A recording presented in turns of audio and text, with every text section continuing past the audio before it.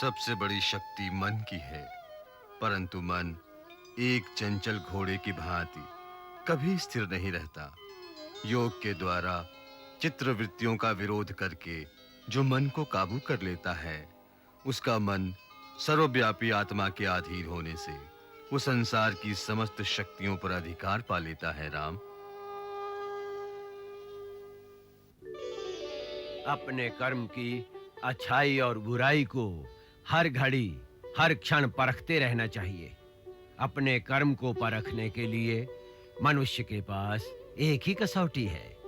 वो ये सोचे कि यदि मैं इसी समय मर जाऊं तो मेरा यह कर्म किस गिनती में आएगा।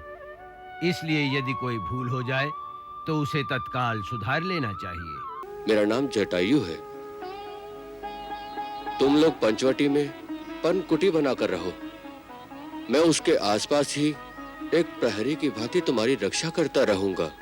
मैं यहाँ याचना करने नहीं आई। तुम दोनों भाई मेरे प्रेम प्रस्ताव को ठुकरा रहे हो केवल एक शूद्र स्त्री के कारण। इसका तो मैं नामो निशान मिटा दूंगी। तुम्हारे सामने इसे अभी खा जाऊंगी।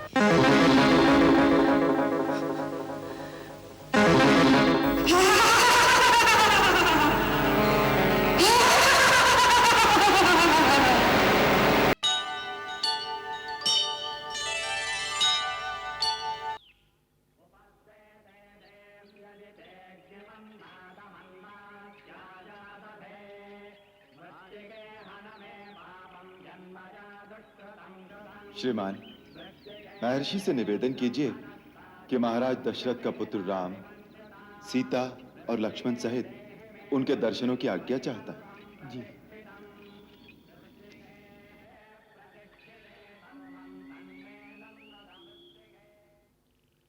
अहम ब्रह्मास्मि। श्री राम, लक्ष्मण, देवी सीता सहित आपके दर्शनों की आज्ञा चाहते हैं। राम आ गए। आज कितना शुभ दिन है। हम स्वयं उनका स्वागत करेंगे।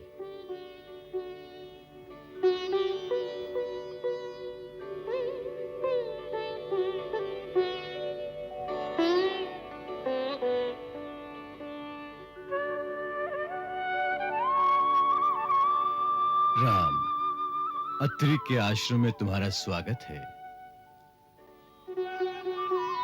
आयुष्मान भव। सौभाग्यवती भव।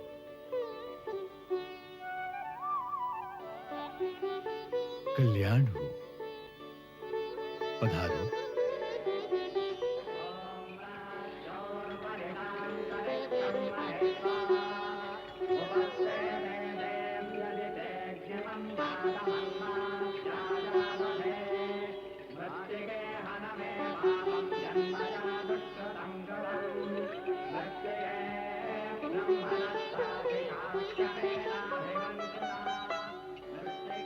राम, देवी अनसुईया से मिलो।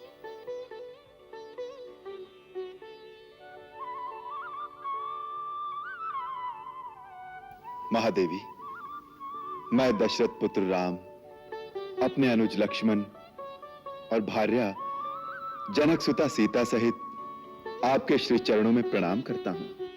आयुष्मान भव।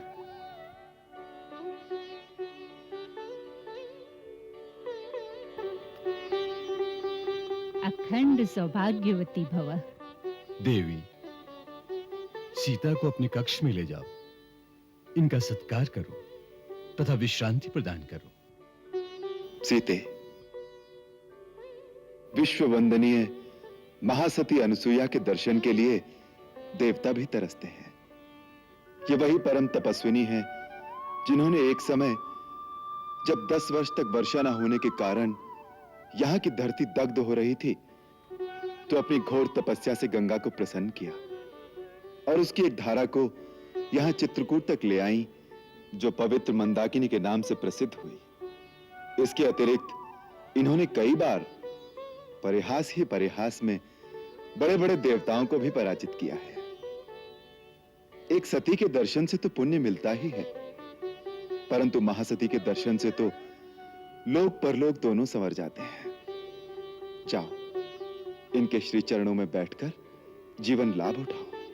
तुम मेरी बहुत बड़ाई कर रहे हो राम, परंतु तुम तो जानते हो कि ये सब कुछ केवल पति चरणों की एकनिष्ठ सेवा का ही फल है, और कुछ मैं नहीं जानती, बाकी सब कुछ देव जानते हैं।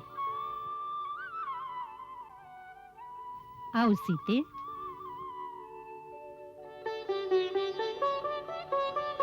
पधारो।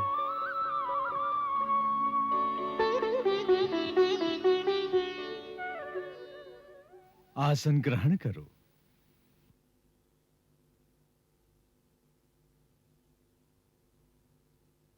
राम, हमें बहुत दिनों से तुम्हारी प्रतीक्षा थी। तुम्हारे चित्रकूट में आगमन का पता चला तो हम इसी आशा में थे कि तुम इस आश्रम में अवश्य आओगी। आज तुम्हारे आने से यह आश्रम धन्य हो गया। ये तो आपकी उदारता है भगवान, जो आप अपने सेवक का मान बढ़ा रहे हैं। मुझे इससे पहले ही आपके दर्शनों को आना चाहिए था। इस देरी के लिए क्षमा करें। आज हम इन पावन चरणों में बैठकर धन्य हो गए। राम, संपूर्ण प्रभुता पाकर भी तुम इतने विनम्र हो, इसी से तुम समस्त प्राणियों का मन मोह लेते हो। नगरस्थो वनस्थो वा शुभो वा यदि वा शुभः या सांग स्त्रीणाम प्रियो भर्ता तासांग लोका महोदया दुःशीला कामवृतो वा धनेर्व परिवर्जितः स्त्रीणांग आर्य स्वभावानां परमं देवतम पति। पुत्री, अपना स्वामी ही स्त्री का आराध्य देवता होता है। वो राजमहल में रहता हो या कुटिया में, वो भाग्य विहीन हो अथवा धनहीन ही क्यों ना हो, उत्तम स्वभाव वाली नारियों के लिए वो सर्वश्रेष्ठ देवता के समान है। अभी जो तुम्हारे पति ने मेरी शक्ति की इतनी प्रशंसा की, उसके लिए मैंने और कुछ नहीं किया। केवल मन, वचन और कर्म से अपने पति की एकनिष्ठ सेवा की है। नारी केवल इतना ही कर ले तो बड़े-बड़े देवता उसके समक्ष झुक जाते हैं। देवता कई प्रकार से नारी की परीक्षा करते हैं, कई प्रकार का प्रलोभन भी देते हैं, परंतु जो नारी अपने धर्म पर अडिग रहती है, तो देवता तो क्या, सारी सृष्टि का विधान उसकी आज्ञा के अधीन हो जाता है। मैंने अपने जीवन में यही अनुभव किया है। पति से बड़ा हितकारी, मित्र और बंधु और कोई नहीं होता। वही नारी को दोनों लोकों में सुख पहुंचाने में समर्थ होता है। सीते, मुझे ये जानकर बड़ी प्रसन्नता हुई कि तुम अपने बंधु बांधवों को छोड़कर, राजमहल का सुख त्याग कर वन में जाते हुए अपने पति का अनुसरण कर रही हो। सुख में तो सभी साथ देती हैं, परंतु विपत्ति में जो साथ दे वही अर्धांगिनी है। सीते, मित्र और नारी की सच्ची परीक्षा आपातकाल में ही होती है। धीरज धारा मित्र नारी आपातकाल परखी चारी। एक धर्म एक व्रत नेमा काय वचन मन पति पद प्रेमा। काय वचन मन पति पद प्रेमा। माता, मेरी माता ने भी विवाह के समय यही शिक्षा दी थी। मेरी पूज्य सासू जी ने भी वन जाते समय यही उपदेश दिया था। अब मुझे आशीर्वाद दीजिए कि मैं आपके बताए हुए आदर्श का पालन कर सकूं। सीते, मैं अपनी दिव्य दृष्टि से देख रही हूं कि आने वाले समय में नारियां तुम्हारा नाम स्मरण करने से ही पतिव्रत धर्म पालन करने का बल प्राप्त करेंगी। इससे मुझे अपार संतोष होता है। मैं अपनी प्रसन्नता कैसे व्यक्त करूं? अपने अनूठे वचनों से नारी आदर्श की शिक्षा देकर ही आपने मुझे धन्य कर दिया है। पूज्य माता जी, आपका आशीर्वाद ही मेरे लिए अमूल्य निधि है। सीते, इस मिलन की स्मृति में मैं तुम्हें कुछ उपहार देना चाहती हूँ। मेरे पास दिव्य आभूषण, अंगराग, अनुलेपन और पवित्र परिधान हैं, जो मुझे देवताओं ने उपहार स्वरूप दिए थे। वो मैं तुम्हें देती हूँ।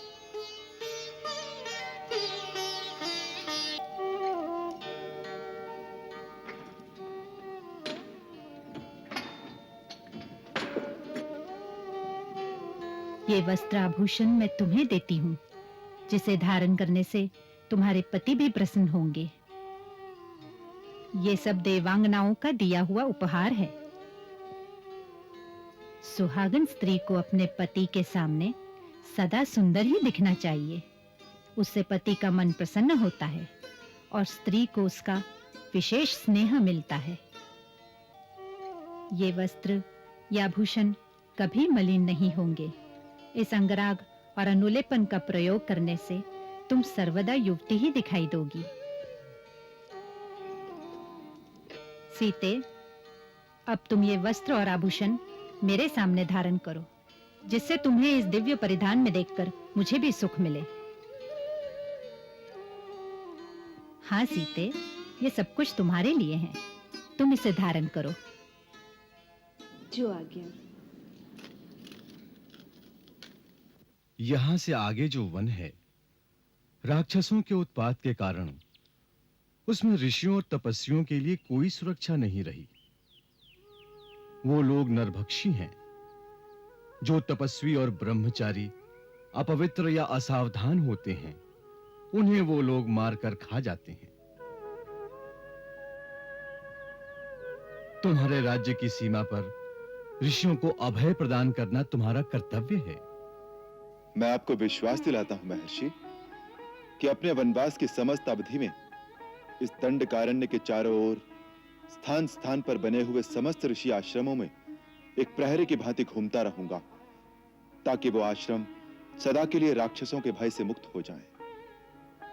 अब आप ही मेरा मार्गदर्शन कीजिए कि मैं कहां-कहां जाऊं और किस मार्ग से जाऊं। राम, सबसे पहले तुम शरभंग ऋषि के आश्रम पर जाओ। वो बहुत काल से तुम्हारी प्रतीक्षा कर रहे हैं। उनके पास समय बहुत कम रह गया है, इसलिए तुम पहले उनके दर्शन करो। किंचित सावधानी से जाना। इस मार्ग में विराध नाम का एक नरभक्षी राक्षस घूमता रहता है। वो तुम्हें शरभंग आश्रम से पहले या वहां से आगे जाने पर मिलेगा। आप चिंता न करें मुनिनाथ, मैं आपका आशय समझ गया। इस दंडकारण्य को राक्षसों के भय से सदा के लिए निष्कंटक कर दूं, इसके लिए मुझे आशीर्वाद दीजिए। मेरा आशीर्वाद सदा तुम्हारे साथ रहेगा।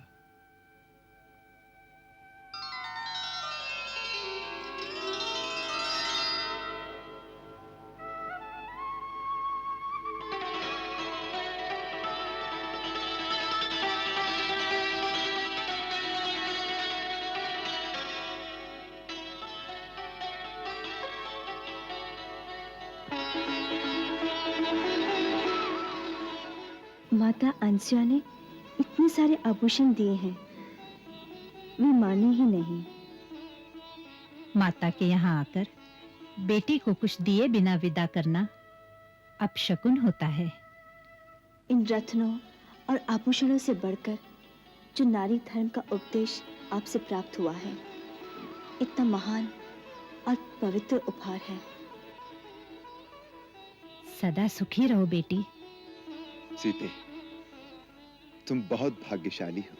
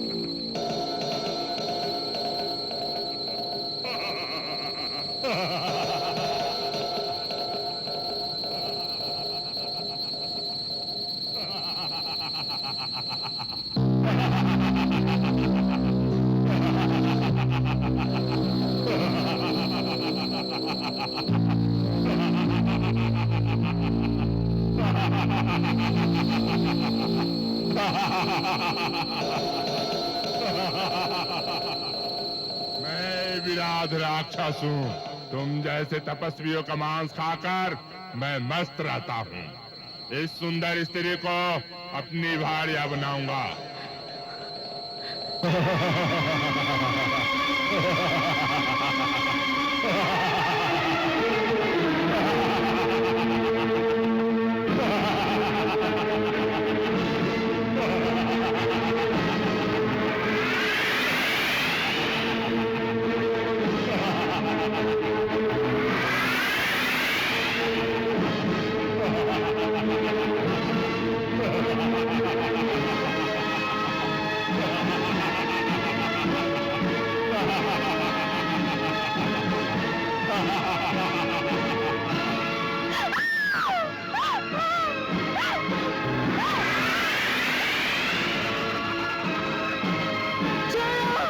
छोड़ो, बचाओ! छोड़ दो मुझे, छोड़ दो, छोड़ दो!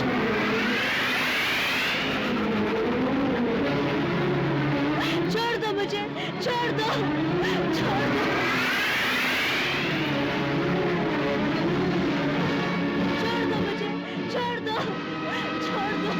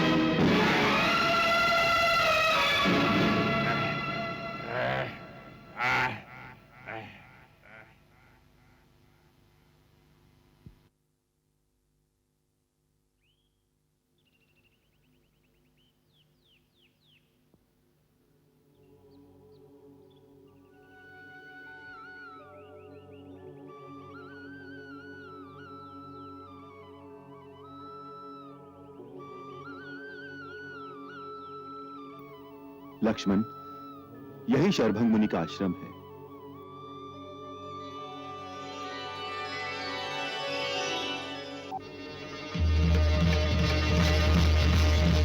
भैया, वो देखो क्या है।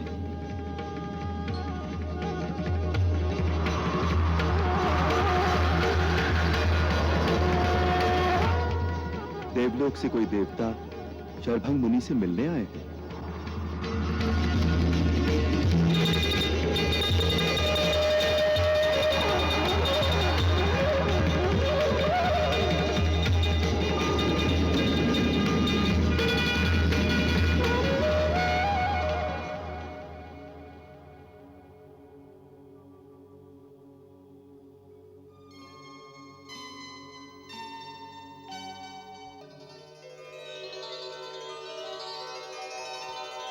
प्रणाम महर्षि शरभंग।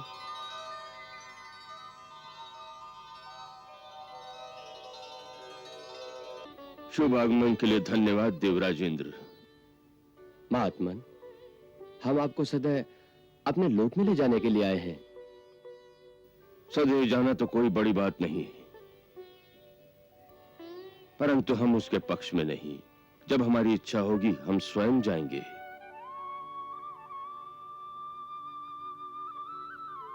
क्यों मुनिराज, ये प्रतिष्ठा तो किसी विरले को मिलती है। परंतु इससे प्रकृति के नियमों का उल्लंघन होता है। देवराज, मानवीय देह में किसी जीव का दूसरे लोक में जाना प्रकृति विरुद्ध है। फिर भी अपनी तपस्या के द्वारा कोई प्रकृति पर विजय प्राप्त कर ले तो भी अकारण उसे तपोबल का प्रदर्शन नहीं करना चाहिए। इससे उसके अंदर दंभ उत्पन्न होता है, जिससे उस लोक में उसका शीघ्र पतन होता है। इसीलिए हम अपनी इच्छा से ही इस देह का त्याग करेंगे। उसका समय भी आ गया है मुनिश्रेष्ठ। हम जानते हैं, किंतु इस समय हमारे आश्रम में एक विशेष अतिथि का पदार्पण हो चुका है। उनका स्वागत सत्कार किए बिना जाना हमारे लिए उचित नहीं होगा। जैसी आपकी इच्छा।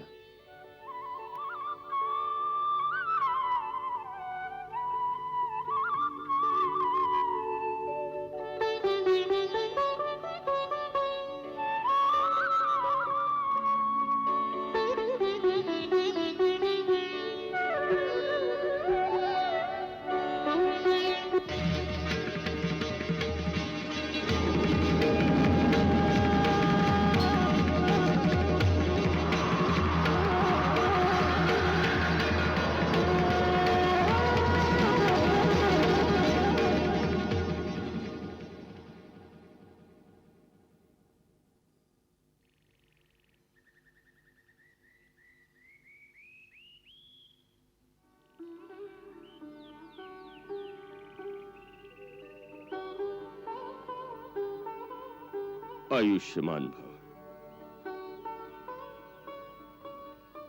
सौभाग्यवती भव,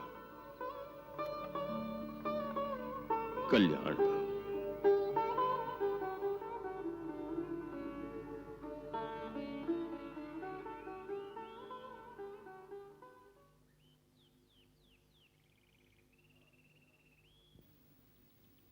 आ गए राम, तुम्हारा स्वागत है। महर्षि अत्रि ने तुमसे सत्य कहा था, हम तुम्हारी प्रतीक्षा कर रहे थे।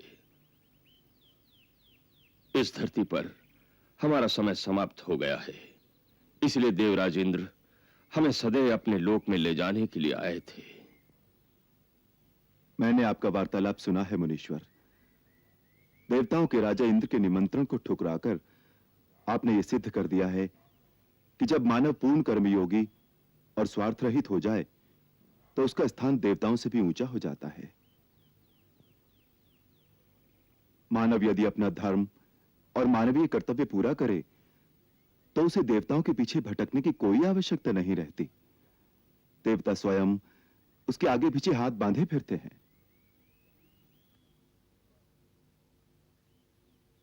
स्वार्थ से मुक्त कौन है राघवेंद्र?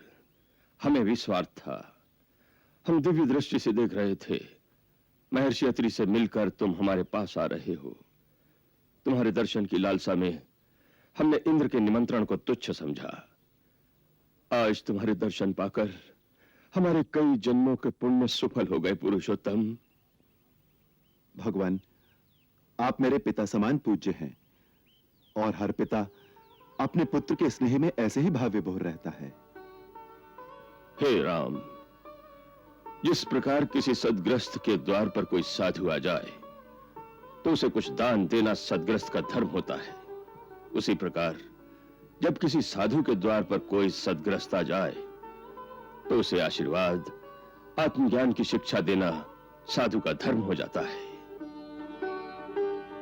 किंतु तुम तो स्वयं ज्ञान के भंडार हो राम, हम तुम्हें क्या शिक्षा दे सकेंगे? अपने तपोबल से हमने कुछ दिव्य लोगों की सिद्धियां अर्जित की है। आज देह त्याग से पूर्ण अपने वो सारे लोक हम तुम्हें प्रदान कर देना चाहते हैं। इन्हें स्वीकार करो राम। महामुनि, मैं आपके इस अनुग्रह का सदैव ऋणी रहूंगा, परंतु मेरे लिए आपके दिए हुए इन दिव्य लोकों को ग्रहण करना उचित नहीं होगा। ऐसा क्यों कह रहे हो राम?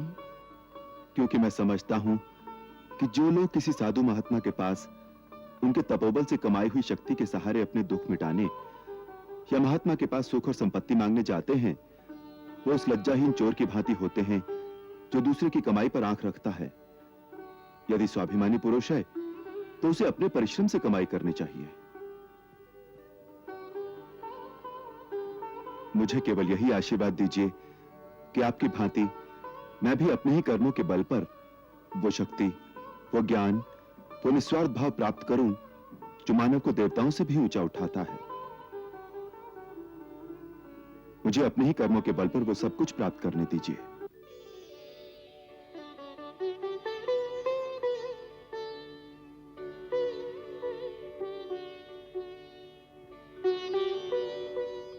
अति सुंदर, तुमने अपनी मर्यादा के अनुकूल वचन कहे हैं राम। तुम इस मानवीय जीवन में अपने कर्म और पराक्रम से मानव इतिहास में मर्यादा का आदर्श स्थापित कर सकोगे। यही हमारा आशीर्वाद है। आओ, हमारा अंतिम प्रणाम स्वीकार करो और हमें अनंत पथ पर जाने की आज्ञा दो।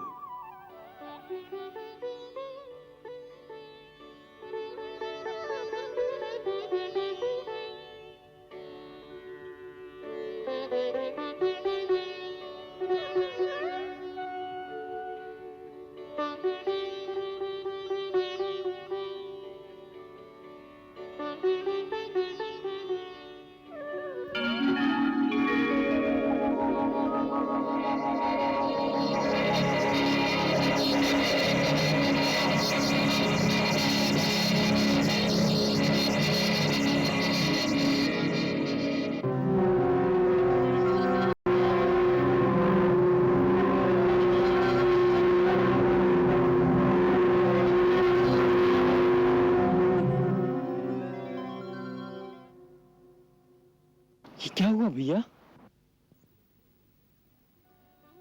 मुनिवर शरभंग अपनी योग अग्नि में अपने पार्थिव शरीर और उसके समस्त संस्कारों को भस्म करके एक अविनाशी पद की ओर चले गए हैं।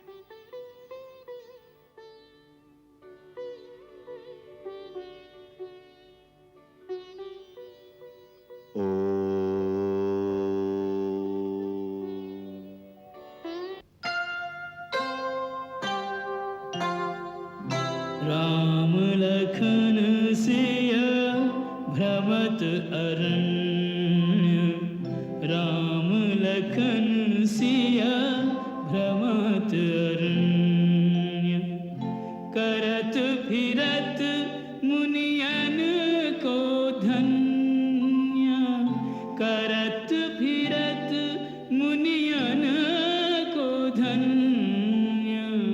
राम लखन सिया भ्रमत अरण्य, राम लखन सिया भ्रमत अरण्य। देखत बाढ़त भक्ति अनन्य, देखत बाढ़त भक्ति अनन्य। राम लखन सिया भ्रमत अरण्य, राम लखन सिया भ्रमत अरण्य।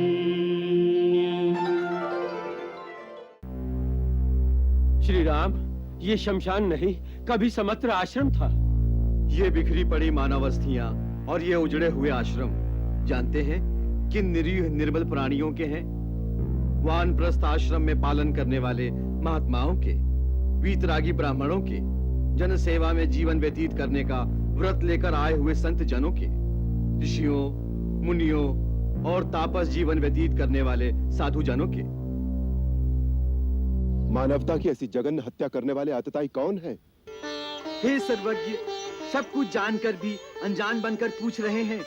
जिन अत्याचारी अत्याचारियों के त्रास से उद्धार पाने के लिए महर्षि विश्वामित्र आपको अयोध्या से ले गए थे, उन्हीं दुष्ट दानवों और असुर शक्तियों ने इन निर्दोष प्राणियों का संहार किया। वो नरभक्षी उन्हें खाकर अस्थियां फेंक जाते हैं। हे रघुवर, इन क्रूर दानवों, राक्षसों, असुरों के अत्याचार से पीड़ित धरती की रक्षा करने के लिए ही आपका आगमन हुआ है। इस भूमंडल पर आपसे बढ़कर दूसरा कोई सहारा नहीं है। आप हमारी रक्षा कीजिए प्रभु।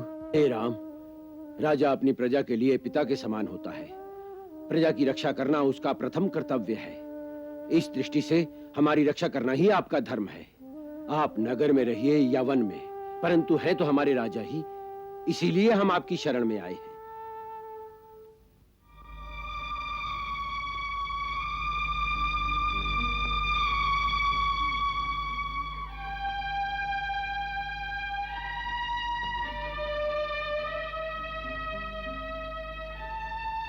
हे मुनिजनों, तपस्वी साधु महात्माओं, मेरा वनागमन आपकी सेवा का साधन बन जाए, ये मेरा परम सौभाग्य है।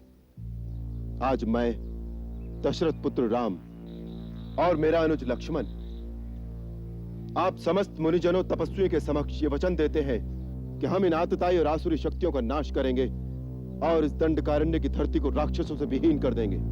मैं अपने धनुष की शपथ लेकर यह प्रण करता हूँ। सब असुरन के नाम के धरी तरकस में तीर, नई दिशा में पग धरो कर्मवीर रघुवीर।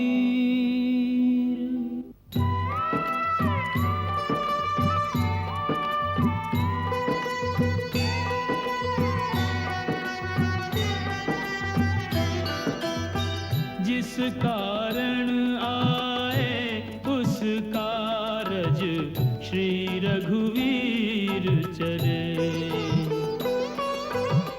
महिनिष्कंटक करन हरन, महिनिष्कंटक करन हरन, मुनि जन की पीर चले। जिस कारण आए उस कारज श्री रघुवीर चले। ओम भूर्भुवस्सुवः तत्सवितुर्वरेण्यं भर्गो देवस्य धीमहि धियो यो नः प्रचोदयात्। स्वाहा स्वाहा ओम स्वाहा स्वाहा।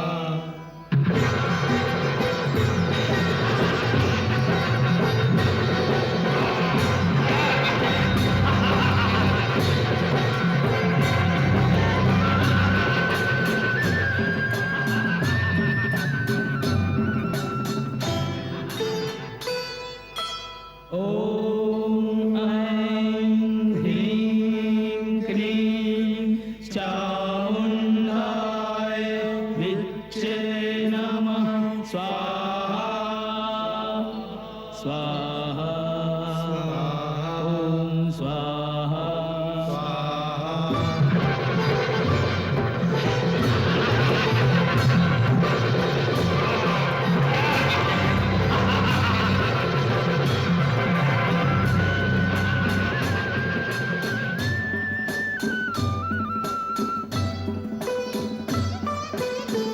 राम बाण असुरन के भूखे, राम बाण का लक्ष्य न चूके।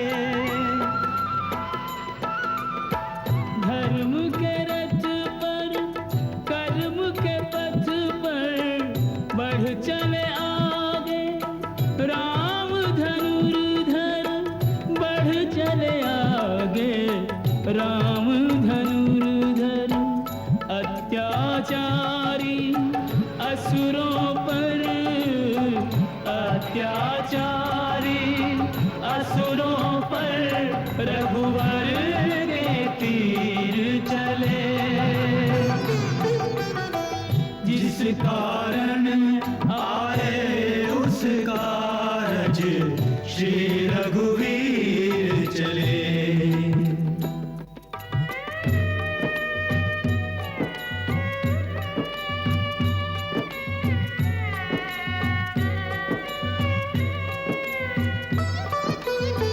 भरत राज सेवा में लागे, और मिल दीप जला कर जागे। मात कौशल्या खड़ी झरोके, सुत आवन का पथ अवलोके। पल छिन गिन गिन रास्ता देखा, पर नहीं घटी प्रतीक्षा रेखा, पर नहीं घटी प्रतीक्षा रेखा।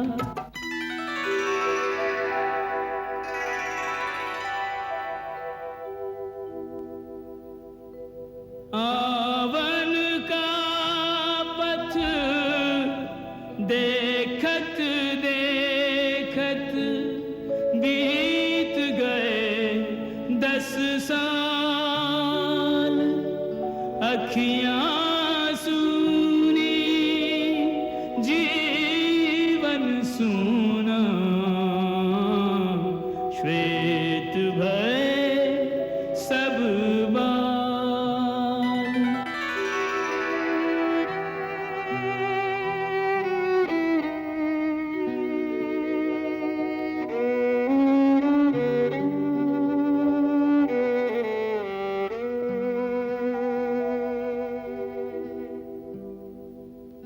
उधर राम कर्तव्य के पथ पर बढ़ते जाएं निरंतर। कर्मवीर के लिए नहीं कुछ हर्ष विषाद में अंतर।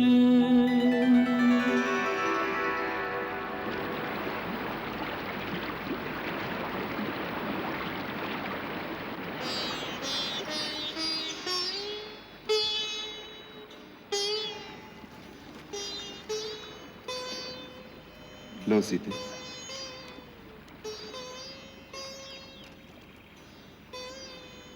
लो लक्ष्मण, बैठो।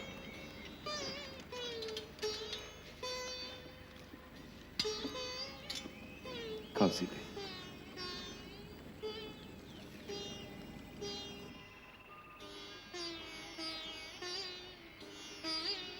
भैया। हाँ लक्ष्मण। वन में हमें घूमते घूमते 10 वर्ष हो गए। इन वर्षों में हम कई संत महात्माओं को मिले। इन सबके तो नाम भी याद नहीं रहेंगे। लक्ष्मण, केवल नामों की सूची याद रखने से क्या लाभ? नाम तो केवल एक बाहरी पहचान के लिए होता है। उनके आंतरिक गुणों को ही याद रखना चाहिए। ये सिद्ध पुरुष जो बाहरी जगत से दूर इन दुर्गम स्थानों पर बैठे साधना कर रहे हैं, ये जो नगरों और बस्तियों में अपनी शक्ति का प्रदर्शन नहीं करते, ये बड़े दुर्लभ लोग हैं। इनके तो दर्शन मात्र से ही लाभ होता है। केवल दर्शनों से क्या लाभ होता है? सीते, जैसे धूप में केवल बैठने मात्र से ही सूर्य की गर्मी हमारे शरीर में प्रवेश करती है, उसी प्रकार उनके निकट बैठने से उनके आत्मज्ञान, उनकी शक्तियों, उनकी भावनाओं का सूक्ष्म प्रकाश हमारे सूक्ष्म शरीर में प्रवेश करता है। वो बिना कुछ कहे ही बहुत कुछ दे देते हैं।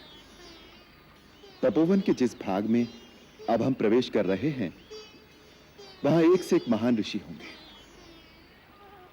यदि उनके सत्संग का पूर्ण लाभ उठाना हो तो अपने मन और बुद्धि की खिड़कियां और द्वार खोलकर उनके चरणों में बैठ जाना चाहिए। यदि उनके पास जाकर विनम्रता से एक भिक्षुक की भांति मन की झोली फैलाकर चुपचाप बैठ जाओगे तो अपनी साधना के द्वारा प्राप्त किए हुए ज्ञान के अनमोल रत्न वो तुम्हारी झोली में अनायास ही डालते रहेंगे। लक्ष्मण, जीवन में ऐसे अवसर बड़े भाग्य से मिलते हैं, अन्यथा इन महान विभूतियों के दर्शन बड़े दुर्लभ हैं। सबसे बड़ी शक्ति मन की है, परंतु मन एक चंचल घोड़े की भांति कभी स्थिर नहीं रहता। योग के द्वारा चित्रवृत्तियों का विरोध करके जो मन को काबू कर लेता है, उसका मन सर्वव्यापी आत्मा के अधीन होने से वो संसार की समस्त शक्तियों पर अधिकार पा लेता है। राम, अपने कर्म की अच्छाई और बुराई को हर घड़ी हर क्षण परखते रहना चाहिए। अपने कर्म को परखने के लिए मनुष्य के पास एक ही कसौटी है। वो ये सोचे कि यदि मैं इसी समय मर जाऊं तो मेरा यह कर्म किस गिनती में आएगा। इसलिए यदि कोई भूल हो जाए तो उसे तत्काल सुधार लेना चाहिए। ये कभी ना सोचे कि आज की भूल को कल सुधार लूंगा। कभी कभी काल कल का समय नहीं देता। धर्म के मार्ग पर चलने के लिए ज्ञान का प्रकाश आवश्यक है। यदि ज्ञान का प्रकाश न हो तो अंधकार पूर्ण मार्ग पर धर्म एक अंधे की भांति भटक सकता है। जहां जीवन है वहीं मृत्यु है, जहां मंगल है वहीं अमंगल भी साथ खड़ा है। केवल सुख पकड़ने जाओगे तो उसी की छाया में दुख को भी खड़ा पाओगे। अतः जो सुख और दुख दोनों से विरक्त होकर आत्मा में लीन होता है वही शाश्वत आनंद को पाता है। उसी को मुक्ति कहते हैं। जैसे वर्षा का जल सब पेड़ पौधों पर एक समान गिरता है, परंतु किसी के लाल फूल निकलते हैं और किसी के पीले पत्ते, इसी प्रकार एक ही विद्या का भिन्न-भिन्न प्राणियों पर उनके संस्कार और भाव के अनुसार भिन्न-भिन्न प्रभाव पड़ता है। पत्थर पर लिखे अक्षर कभी नहीं मिटते, परंतु पानी पर लिखा क्षण भर भी नहीं रहता। मन में क्रोध और शत्रुता को उतनी देर रखना चाहिए जितनी देर पानी पर लिखा रह सकता है। श्री राम, धन के अतिरिक्त भी तुम कुछ दे सकते हो। एक मीठा शब्द, एक प्यार भरी मुस्कान, उसका मोल तो धन से भी अधिक है। हर एक प्राणी भगवान का अवतार है, परंतु वह अपनी ही माया के जाल में फंसकर अपने आप को नहीं पहचानता। इस माया जाल से प्राणी कैसे मुक्त हो सकता है मुनिराज? स्वयं को पहचान कर, अपने भगवत स्वरूप को जानकर स्वयं ही अपने आप को फंसाता है और स्वयं ही मुक्ति का साधन पूछता फिरता है। यही तो मायापति की माया है।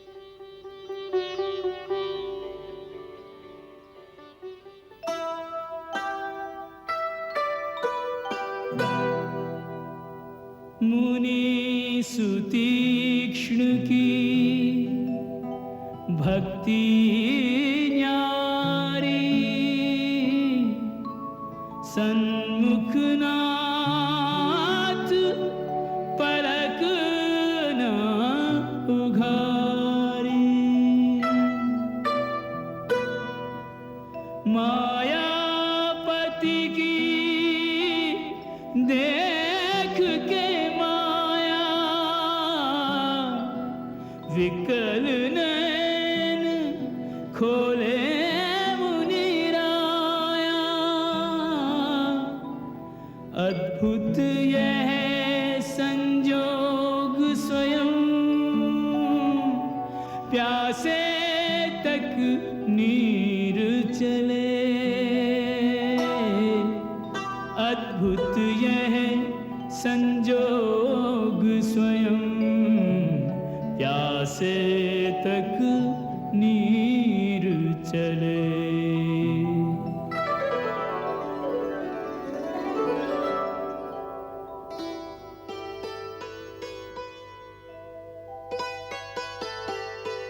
मुनिवर सुतीक्ष्ण, मैं दशरथ पुत्र राम आपको प्रणाम करता हूं।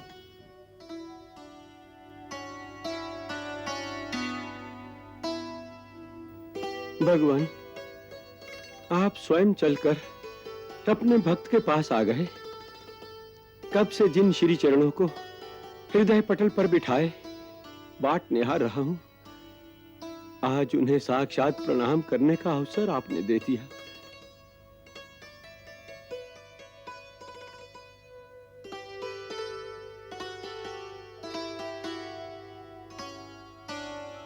महात्मन, मैं तो मनुष्य मात्र हूं, मेरी भगवान कहकर वंदना न करें। राम, ऋग्वेद कहता है, एकम सत्य विप्रा बहुधम वदंती। सत्य एक है, परंतु ज्ञानी जन उसे विभिन्न नामों से पुकारते हैं। अर्थात ईश्वर ही सत्य है जो विभिन्न रूपों में प्रदर्शित होता है। इस अनेकता में एकात्मकता के कारण यदि मुझे आपका रूप भी वही दिखता है जो भगवान विष्णु या शिव का है, तो इसमें आश्चर्य क्या है? इसीलिए मैं आपकी वंदना करता हूं। आप उस अवस्था में पहुंच चुके हैं जहां आपको प्राणी मात्र में भगवान का ही रूप दिखाई दे रहा है, इसीलिए आप ऐसा कहते हैं। पर इस समय मैं अपने कर्तव्य का मार्गदर्शन और आपका आशीर्वाद पाने की आकांक्षा से आपके श्री चरणों में आया हूं। ठीक है, आप इस समय मानवी लीला करना चाहते हैं तो ऐसा ही सही। भगवान, आपने जो अपना लक्ष्य निर्धारित किया है वो कर्तव्य आप कई वर्षों से निभा रहे हैं। आपके इस कर्म रूपी यज्ञ की पूर्ण सफलता के लिए मेरे गुरुदेव भगवान अगस्त्य ही आपको आशीर्वाद दे सकते हैं। आप उनके दर्शन करें। कई वर्षों से मन में साध है कि महर्षि अगस्त्य जी के दर्शन करूं। अब आप ही कृपा करके उन तक पहुंचने का मार्ग बता दें तो हम कृतार्थ हो जाएं। अच्छा,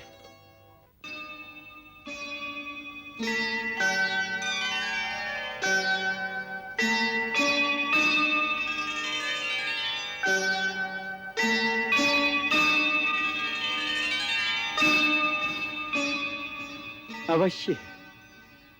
गुरुदेव ने मुझे आपको ले आने की आज्ञा दी है। चलिए, आपकी कृपा से मुझे भी गुरु चरणों के दर्शन फिर से प्राप्त हो जाएंगे। चलें?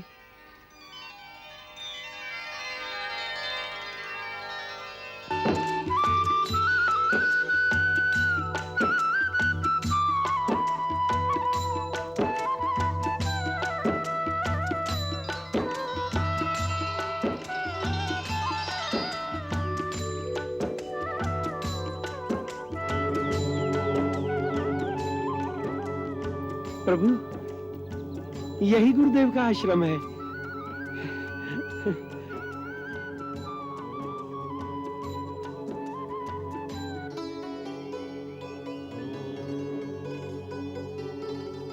भैया, वो देखिए, ये कैसा प्रकाश है? हाँ, ये आभा कैसी?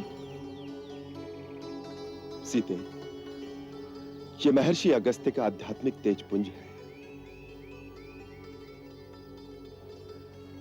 हर प्राणी की आध्यात्मिक उन्नति और शक्ति के अनुसार ही उसके शरीर के चारों ओर एक तेजपुंज, एक प्रकाश का क्षेत्र रहता है। जितनी शक्ति अधिक होगी, प्रकाश का क्षेत्र भी उतना ही बड़ा होगा। महर्षि अगस्त्य अपने पराक्रम और अपनी शक्ति में अपने आराध्य और गुरु भगवान शिव के ही समान है। एक बार देवताओं के कार्य में सहायता के लिए महर्षि अगस्त्य ने पृथ्वी के 7 समुद्र अपनी अंजुली में भरकर पी लिए थे। भगवान अगस्त्य सारे दानव समुद्र में छिपे हुए हैं, जहां से वो जब चाहें निकलकर देवलोक पर आक्रमण करते रहेंगे। जब तक उनका संहार नहीं किया जाएगा, देवलोक सुरक्षित नहीं रह सकता। यदि आप थोड़ी देर के लिए समुद्र का पानी हटा सकें, तो हम उन दानवों का अवश्य ही नाश कर देंगे। आप ही ऐसा करने में समर्थ हैं। हम आपकी शरण में आए हैं, हमारी सहायता कीजिए प्रभु। तथास्तु।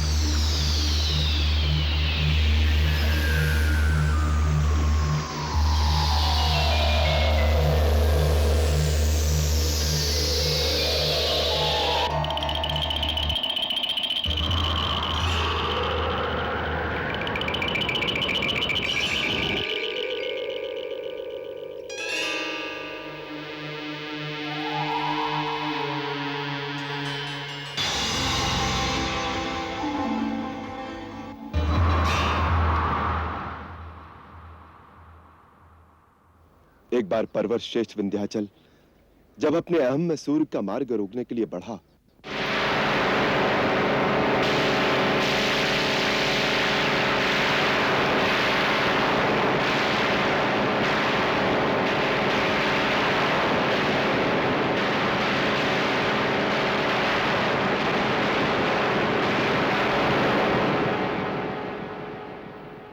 तो महर्षि अगस्त्य ने अपने चरणों से उसे दबाकर उसकी उद्दंडता को वहीं रोक दिया था। तभी से वो निरंतर उनके आदेश का पालन कर रहा है। इसी कारण उन्हें अगस्त्य कहते हैं। अगम पर्वतम स्तंभयति इति अगस्त्य। जो अग अर्थात पर्वत को स्तंभित कर दे वही अगस्त्य है। अच्छा? हाँ, एक बार भगवान शिव का विवाह देखने के लिए जब सारी शक्तियां और समस्त जीव राशियां उत्तर में चली गईं, तो कहते हैं भूमि का संतुलन डोल गया। तब भगवान शिव के कहने से महर्षि अगस्त्य विंध्याचल पार करके दक्षिण में आए, तो अकेले उनकी शक्तियों के प्रभाव से भूमि का संतुलन फिर से ठीक हो गया। इसीलिए कहा जाता है कि यदि उत्तरी भाग का समस्त आध्यात्म बल और ज्ञान एक पलड़े में रखा जाए तथा दूसरे पलड़े में अकेले महर्षि अगस्त्य बैठ जाए, तो दक्षिण का पलड़ा भारी होगा। स्वयं भगवान शिव ने महामुनि अगस्त्य को परम सुंदर तमिल भाषा की शिक्षा दी।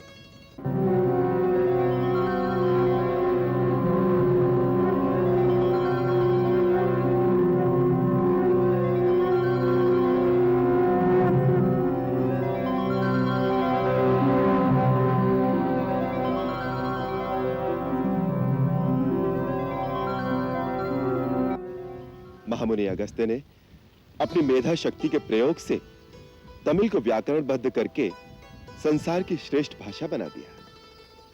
इस संसार को उनकी उत्तम देन तमिल भाषा है, जिसमें उन्होंने समस्त ज्ञान समो दिया। इसी प्रकार ये भगवान अगस्त्य ही ब्रह्मलोक से कावेरी नदी को कमंडलू में भरकर ले आए थे, जो आज समस्त प्राणियों के उद्धार के लिए गंगा समान ही बह रही है। हे प्रभु, भगवान शिव ने मुझे इस देश में भेजा है। वहां हमें गंगा और यमुना जैसी महान और पवित्र नदी की आवश्यकता है।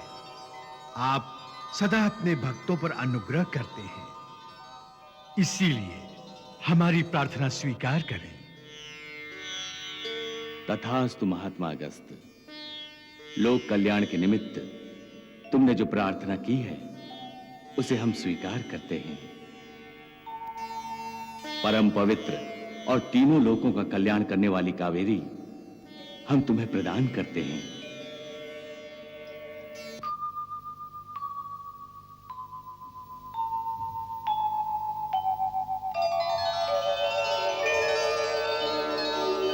प्रणाम पितामह, क्या आज्ञा है?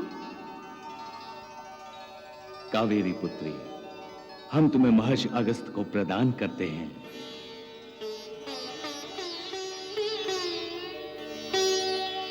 अपने उत्तम जल से दक्षिण को पवित्र और समृद्ध बनाओ।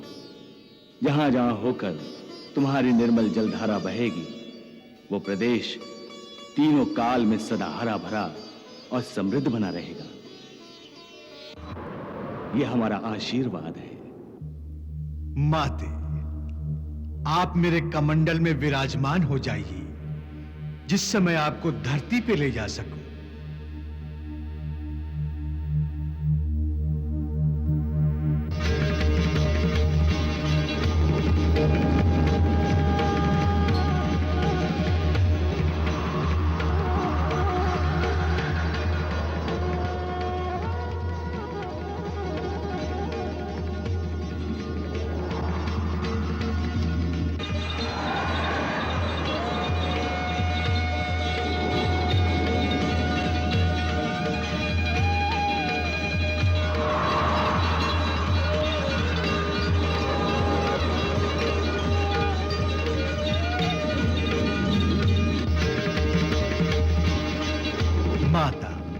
यहाँ के समस्त प्राणी, जलचर, नभचर, भूचर, समस्त जीव सर्वदा आपकी पूजा करेंगे और किसी भी भेदभाव के बिना उन सबको आपका आशीर्वाद प्राप्त हो।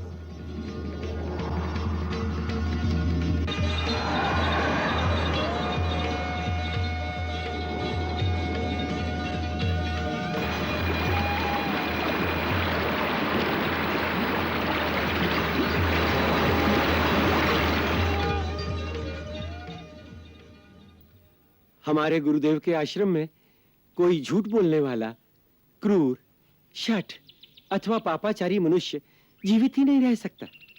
उनके पास धर्म की आराधना करने के लिए कई देवता, यक्ष, नाग और पक्षी रहते हैं और महर्षि से आध्यात्मिक मार्गदर्शन पाते हैं। भैया, ऐसी महान आत्मा के दर्शन तो कई जन्मों के पुण्य से ही मिलते होंगे। अवश्य, तुमने सत्य कहा लक्ष्मण। सुतीक्ष्ण जी, गुरुवर के श्री चरणों में निवेदन करने की कृपा करें कि हम तीनों उनके दर्शनों की आज्ञा चाहते हैं। अवश्य।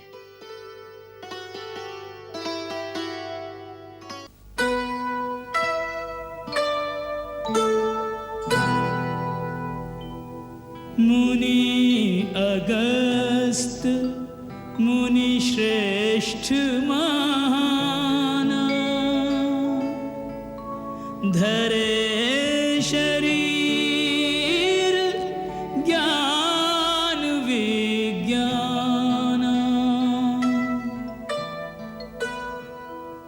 विनय प्रणाम परस्पर कीन्हा, आशीष लीना आशीष दीना, राम लखन सिय को आश्रम ले, गुरु गंभीर चले।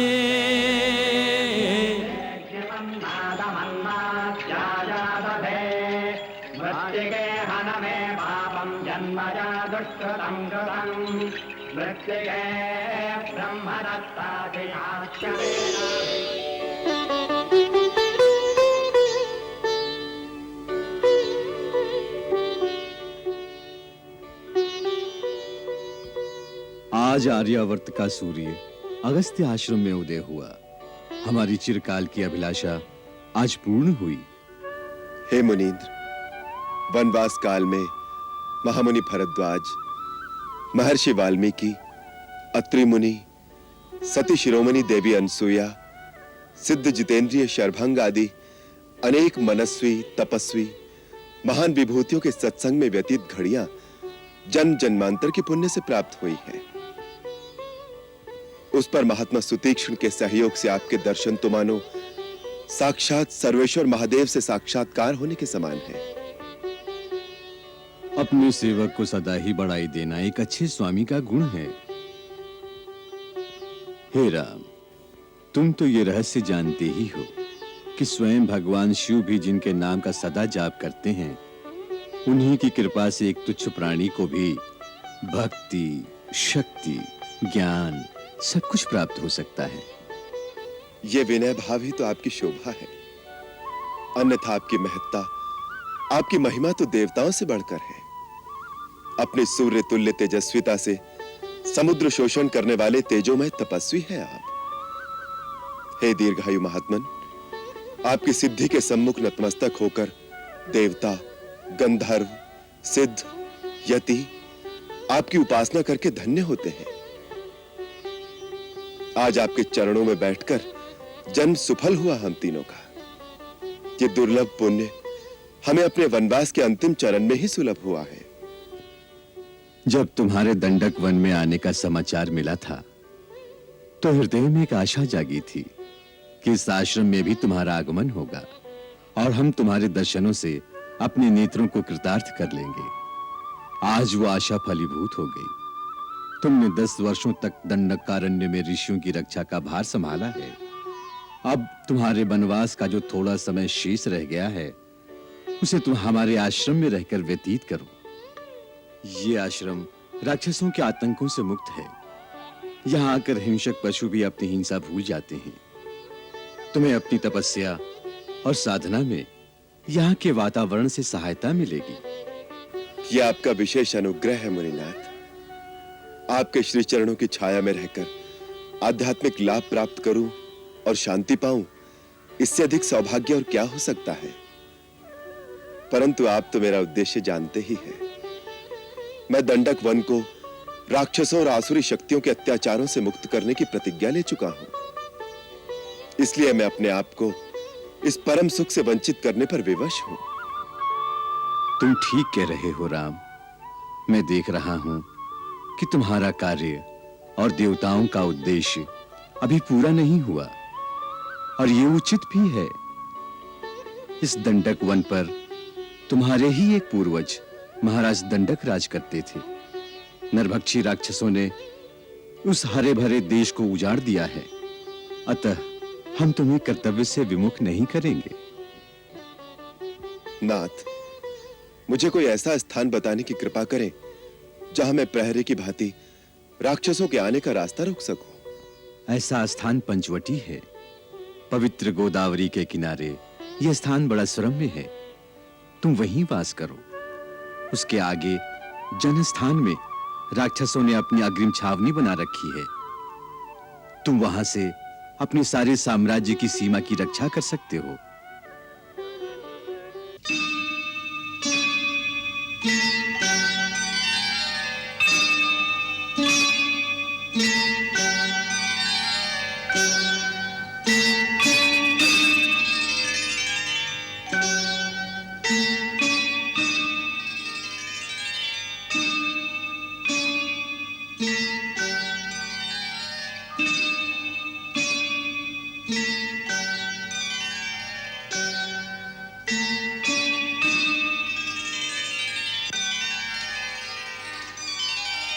राम, मैं दिव्य दृष्टि से देख रहा हूं कि आने वाले दिनों में तुम्हें अपने कर्तव्य पूर्ति के लिए बहुत परिश्रम करना पड़ेगा।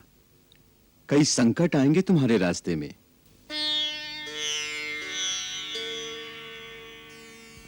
तुम्हें महर्षि विश्वामित्र ने जो दिव्य अस्त्र प्रदान किए थे, उनका मुझे ज्ञान है, परंतु मेरे पास भी जो अस्त्र हैं, तुम्हें उनकी भी आवश्यकता पड़ेगी। इसलिए मैं तुम्हें सब कुछ देना चाहता हूं। मेरे साथ आओ।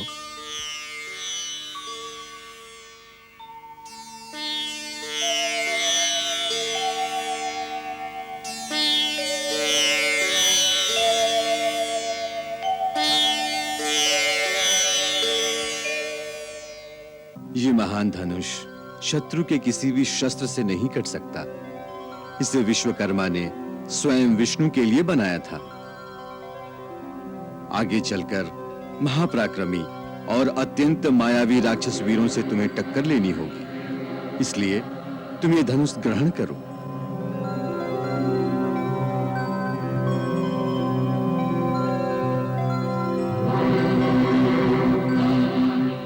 ये दो दिव्य तुणीर हैं जो मुझे इंद्र से प्राप्त हुए हैं।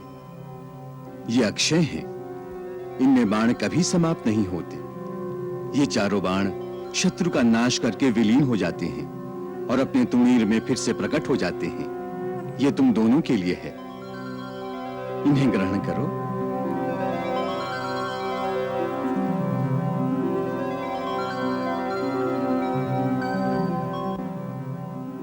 ये एक दिव्य खड्ग भी है। इसमें तीनों लोगों को विजय करने की शक्ति निहित है। लक्ष्मण, तुम इसे धारण करो। राक्षसों का नाश करने में ये तुम्हारी सहायता करेगी।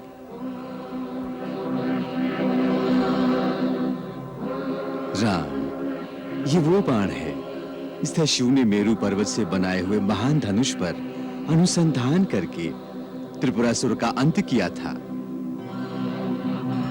ये अमोद बाण भी मैं तुम्हें प्रदान करता हूं, इसे स्वीकार करो।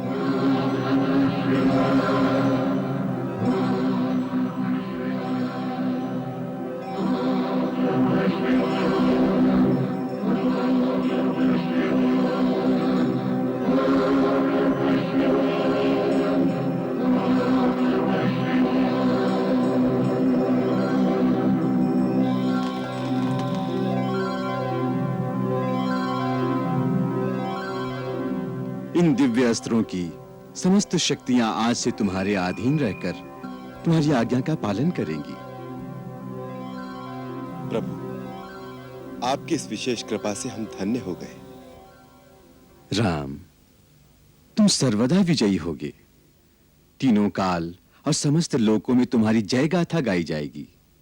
देवता भी तुम्हारे आगे नतमस्तक होंगे। हे कर्मवीर, मैं भी तुम्हें प्रणाम करता हूं।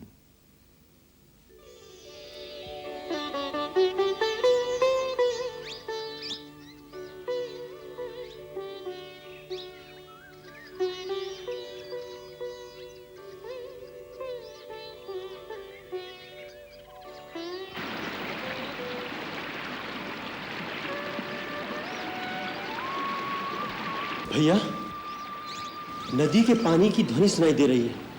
लगता है हम गोदावरी के पास आ गए हैं। हाँ लक्ष्मण, यही पंचवटी होगी। वो देखो, वो क्या है?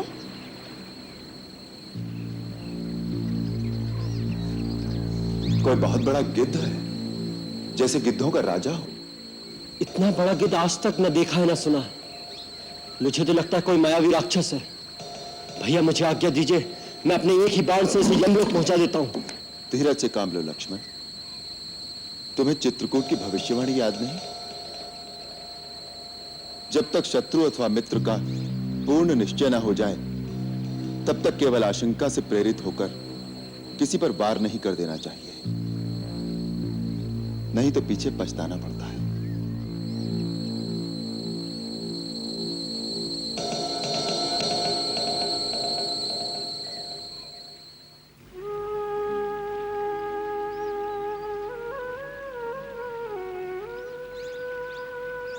हे महापक्षी, मैं आपका परिचय जानने की इच्छा से आपके सम्मुख आया हूं।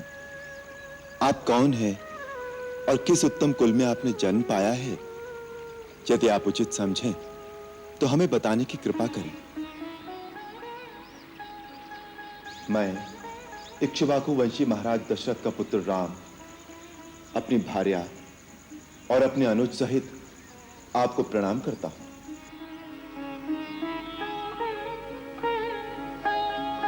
वत्स राम, तुमने मेरे स्वर्गवासी मित्र दशरथ का नाम लेकर मुझे रोमांचित कर दिया है।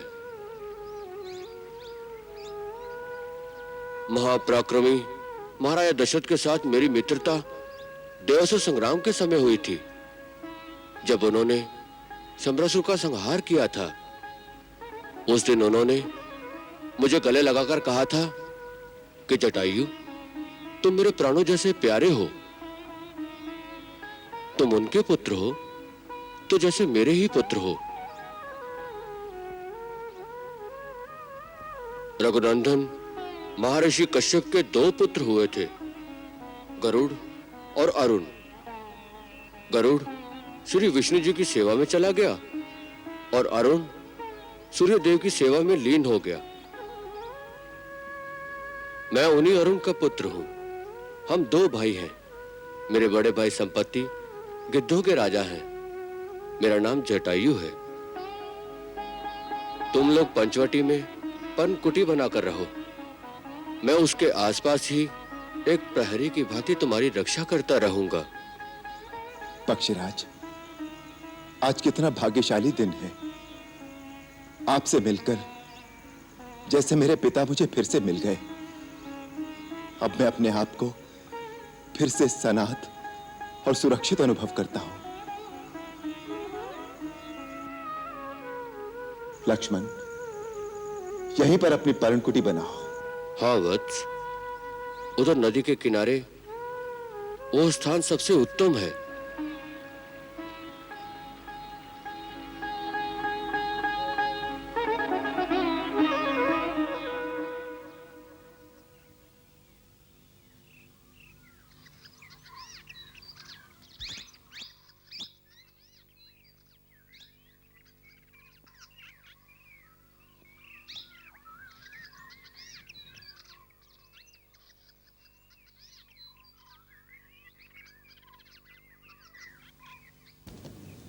वाह लक्ष्मण, वाह। देखा सीते, अपने देवर लक्ष्मण की कार्यकुशलता को। विश्वकर्मा बड़े बड़े भवन निर्माण कर सकते हैं, परंतु राजमहल से बढ़कर पर्णकुटी बात की बात में खड़ी कर देना बस लक्ष्मण का ही काम है। यहां तो विश्वकर्मा को भी हार माननी पड़ेगी। आपका प्रोत्साहन ही मेरी प्रेरणा का स्रोत है भैया। मैं तो केवल आपका दास हूं। तू मेरे लिए क्या है लक्ष्मण, ये कहने को शब्द नहीं है मेरे पास। वनवास में यदि तू मेरे साथ ना होता तो मैं अकेला क्या कर लेता। तेरी सेवा और सहयोग से ऐसा आभास ही नहीं होता जैसे मैं वनवास भोग रहा हूं। तू मेरा भाई ही नहीं, आज्ञाकारी पुत्र के समान सेवा करने वाला और पिता के समान प्रतिपालन करने वाला भी है। भैया, मेरा ये जन्म आपके इन चरणों में समर्पित होने के लिए ही हुआ है। भाभी, एक बार पूरी तरह निरीक्षण करके बता दीजिए, कहीं कोई कमी तो नहीं रह गई। सो तो मैं देख ही रही हूँ, कल्पना से भी अधिक सुंदर है इस पवित्र कुटिया का कोना कोना। तुमने तो मेरा स्वप्न साकार कर दिया देवर जी।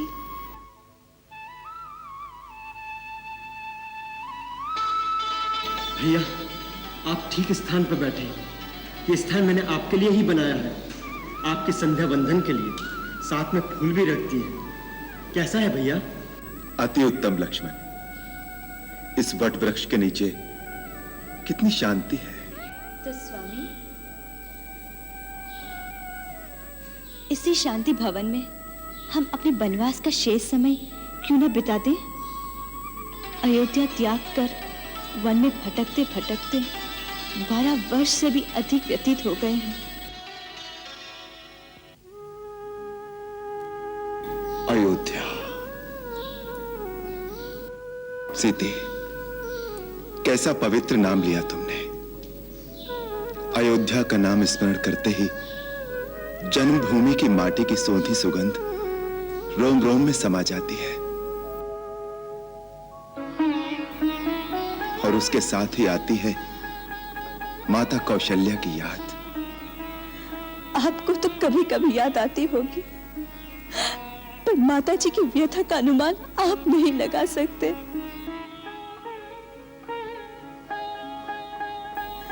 धर्म, धीरज, संयम सब अपने अंदर समेटे हुए बेटे का वनवास पूरा होने का एक एक दिन कितने कितने किस प्रकार वो अपने दिन बिता रही होगी। सीते, जब कभी एकांत में बैठता हूं तो माता कौशल्या की आवाज मेरे कानों में गूंजने लगती है, उसी प्रकार जैसे वो बचपन में बुलाया करती थी। राम, जल्दी आओ पुत्र, भोजन परोस दिया है।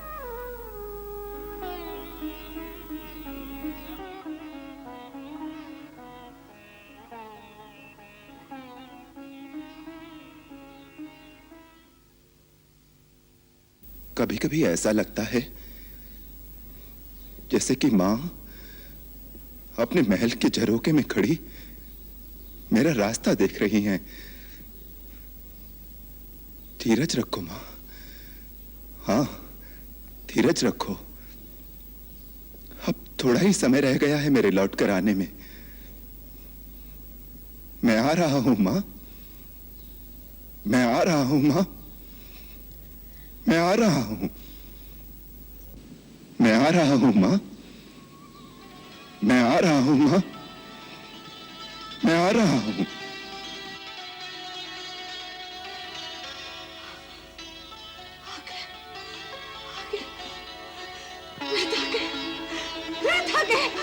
मेरा राम आ गया, मेरा राम आ गया। सुमित्रा, सुमित्रा, मेरा राम आ गया।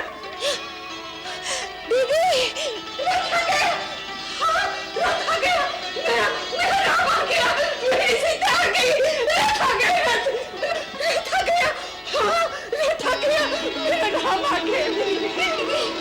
दीदी, आ गया, मेरा राम आ गया, मेरी सीता आ गई। दीदी, क्या कर रही है दीदी, क्या कर रही है? सुमित्रा, सुमित्रा राम आ गया, 14 वर्ष बीत गए ना। देख, देख तेरा लक्ष्मण भी आ गया। अभी रात महल में आ जाएगा, अभी रात महल में आ जाएगा। नहीं दीदी नहीं, आपको भ्रम हुआ है। 14 वर्ष नहीं बीते, अभी तो 1 वर्ष बाकी है। 1 वर्ष बाकी है? वो कब बीतेगा? दीदी, जहाँ 13 वर्ष धीरज रखा है, तो आप क्यों धीरज खो रही हैं? जैसे 13 वर्ष बीत गए, वैसे ये वर्ष भी बीत जाएगा दीदी। नहीं सुमित्रा, 13 वर्ष बिताना सहल था, पर अब 1 वर्ष बिताना असह्य हो गया। अब धीरज नहीं रखा जाता, नहीं रखा जाता।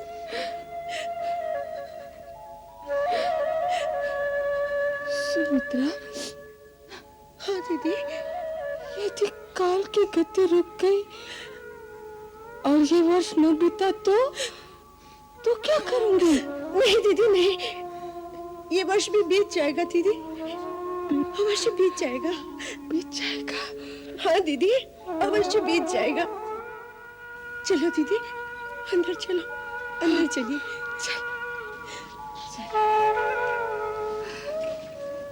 सुमित्रा जी दीदी, इस समय राम कहाँ होगा?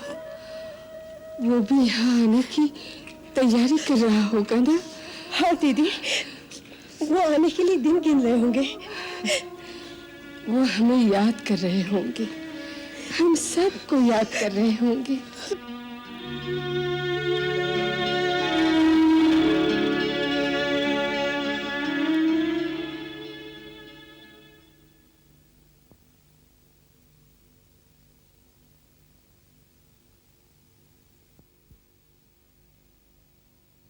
भैया, एक हीन भावना मुझे सदा अपने आप में लज्जित करती रहती है। ऐसी क्या बात है तात? भैया, आप जैसे निर्विकार शांताकार की शीतल छाया में मेरा प्रतिपल प्रतिक्षण व्यतीत होता है, फिर भी मेरी वृत्ति इतनी उग्र क्यों है?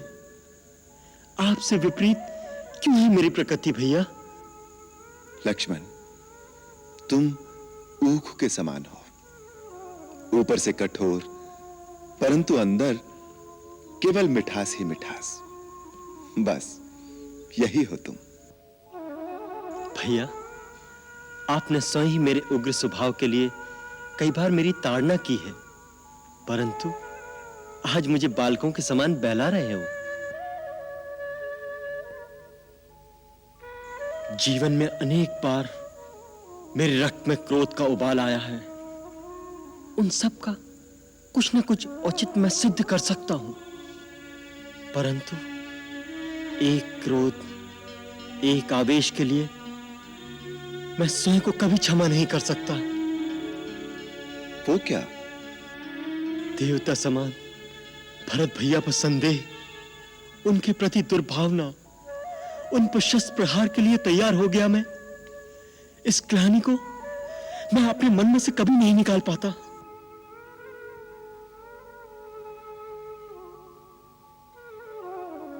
भूल चूक, भ्रांत भावना में भटक जाना मानव मात्र का प्राकृतिक स्वभाव है लक्ष्मण। भैया, पर आपसे कभी कोई भूल क्यों नहीं होती? तुम्हारी यह भावना अपने राम भैया के प्रति असीम श्रद्धा मात्र है। उसी के आवेश में उस समय भी तुम्हारे मन में भरत के प्रति संदेह उत्पन्न हो गया था। लक्ष्मण, वास्तव में तुम भावना प्रधान हो। तो क्या भावुक होना बुरी बात है भैया? नहीं, भावुक होना तो अति सुंदर बात है। भावना विहीन मनुष्य एक हिंसक पशु के समान होता है, परंतु जब भावना पर ज्ञान का अंकुश न रहे तो भावना के आवेश में कई बार भूल हो सकती है। परंतु जो आपकी भांति ज्ञानी न हो, वो अपनी भूल का प्रायश्चित कैसे करे, अपनी भूल कैसे सुधारे? पश्चाताप से। तुम्हारे मन में जो पश्चाताप की भावना है, उसी से प्रायश्चित हो गया समझो। परंतु भरत भैया ने भी मुझे मन से क्षमा किया होगा कि नहीं? क्षमा का प्रश्न तो तब उठता है जब उसने तुम्हें अपराधी माना हो। भरत को तुमने अभी तक पूरी तरह पहचाना नहीं लक्ष्मण। भरत भैया के गुण तो अनंत हैं भैया। उन्हें वही पहचान सकता है जो सागर की लहरें गिन सकता हो। सागर की लहरों से अनंत है भूख की लहरें तेवर जी। अगर वन से लकड़ियां काट के नहीं लाओगे तो तुम्हारी सीता भाभी रसोई कैसे बनाएगी? भूल हो गई भाभी, आप रसोई में चलिए, मैं अभी लकड़ी लेकर आता हूँ।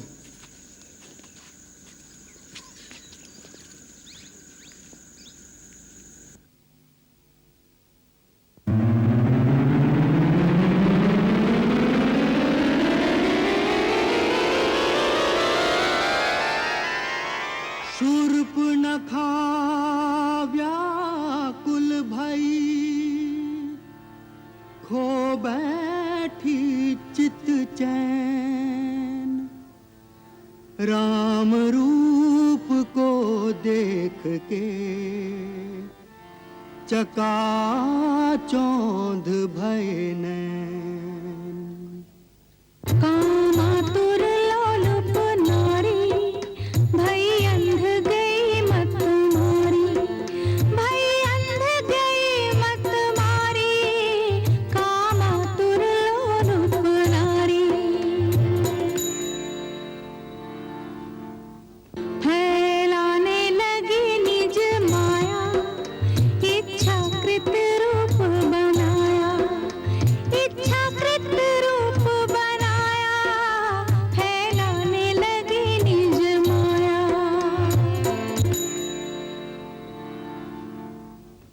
अंबर से भू पर गिरी, लगा काम का बाण, झुलस उठी कामाग्नि में, बस में रहे न प्राण।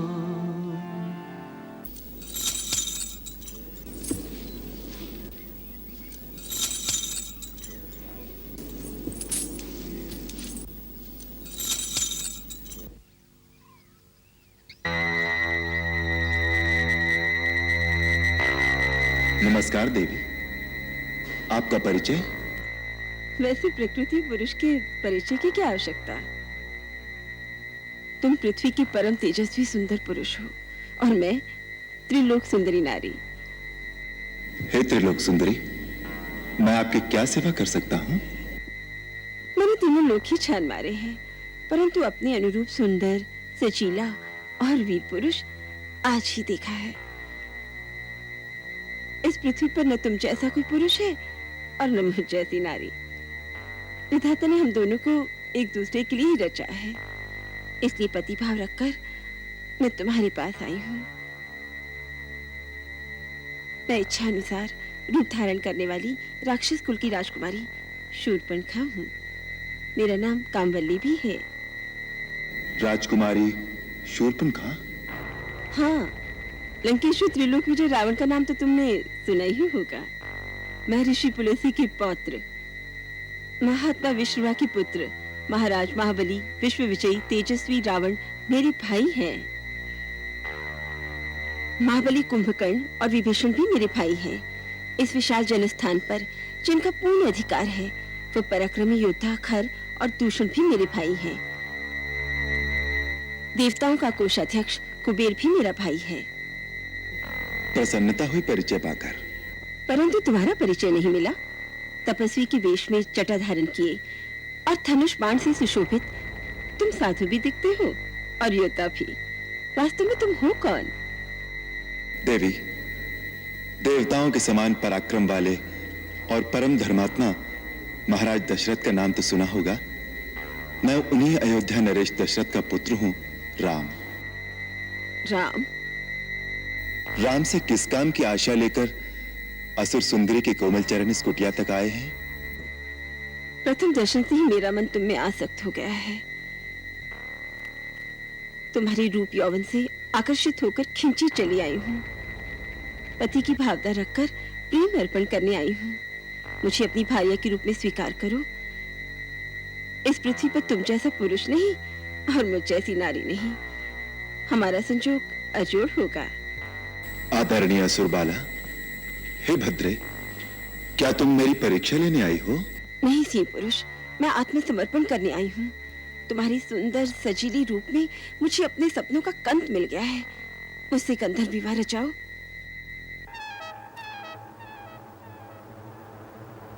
मैं विवाहित हूँ।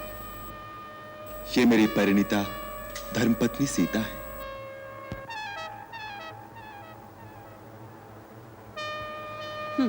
क्या रखा है इस सूखी सड़ी काठ की पुतली सी क्षुद्र मानस स्त्री में?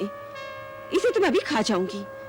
उसके बाद तुम दंडक बन के राजा बनना और मैं तुम्हारी प्राण प्यारी रानी। हाँ, यदि तुम्हें इस पर दया आती हो तो ये भी पड़ी रहेगी हमारी दासी बनकर। हमारे वन प्रदेश में एक नहीं अनेक विवाह रचा सकते हैं। किंतु मैं एक पत्नी व्रत ले चुका हूं, और फिर तुम जैसी स्त्री सौत का साथ कैसे सहन करेगी?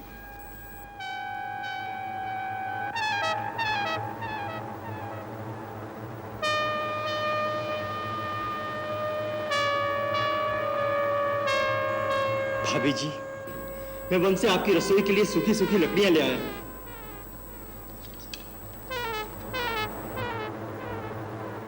ये कौन है तुम्हारी ही जैसा सुंदर और सजीला?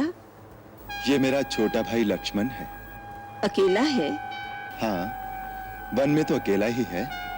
तो ठीक है, मैं इसके सन्मुख विवाह का प्रस्ताव रखूंगी।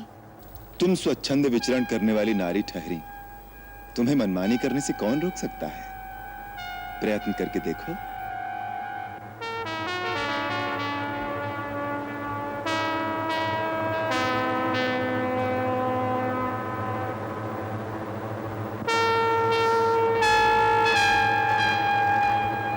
क्यों जी लक्ष्मण जी, अकेले हो? कहिए, आपको क्या कष्ट है? कष्ट नहीं, मैं तुम्हारे लिए सुख और आनंद का प्रस्ताव लेकर आई हूँ। अभी तो आप भैया से कुछ याचना कर रही थी। उस भाग्य ने मेरी बात का मोल ही नहीं जाना। कहता है मेरी स्त्री साथ है। छोड़ो उसे, मैं हर तरह तुम्हारे योग्य हूँ, तुम मेरे योग्य हो। मेरा परिणय प्रस्ताव स्वीकार करो। भद्रे, स्वामी को छोड़कर सेवक के पास क्यों चली आई? क्या तुम्हारी दृष्टि में स्वामी और सेवक में कोई अंतर नहीं? हे गजगामिनी, कहाँ तो तुम स्वामिनी बनने के सपने देख रही थी। मैं तो अपने बड़े भैया श्री रामचंद्र जी का दास हूँ। मेरी संगनी बनकर भैया भाभी की सेवकाई करते करते थक जाओगी। रानी बनते बनते दासी क्यों बनना चाहती हो? जाओ, वहीं जाकर अपनी मनोकामना की याचना करो। मैं यहाँ याचना करने नहीं आई। तुम दोनों भाई मेरे प्रेम प्रस्ताव को ठुकरा रहे हो केवल एक क्षुद्र स्त्री के कारण। इसका तो मैं नामो निशान मिटा दूंगी। तुम्हारे सामने इसे अभी खा जाऊंगी।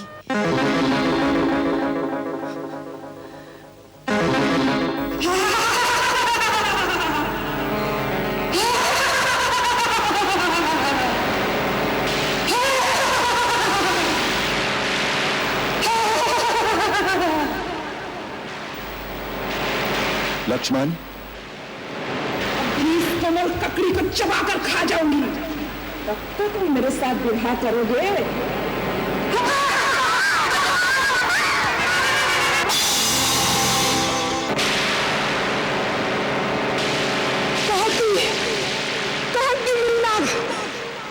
यदि दंडकारिणी में तुम दोनों की चिता न जला दी तो मेरा नाम सुपनखा नहीं, मैं रावण की बहन नहीं, खरदूषण मेरे भाई नहीं।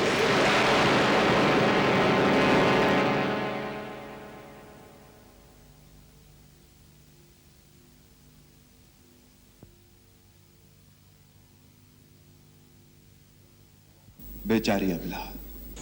भला कहो भैया। फिर भी अच्छा नहीं हुआ। बुरा क्या हुआ? स्त्री थी। दुराचारणी दुष्टा थी। महर्षि विश्वामित्र ने भी ताड़का वध का आदेश देते समय यही कहा था। ऐसी दुष्टा नारी का वध करने में कोई दोष नहीं, हमने तो केवल उसकी नाक काटी है। एक लज्जाहीन स्त्री जब कामातुर हो जाए तो उससे भयानक और कोई नहीं होता। वो तिरस्कृत होकर अपना और दूसरों का सर्वनाश कर सकती है।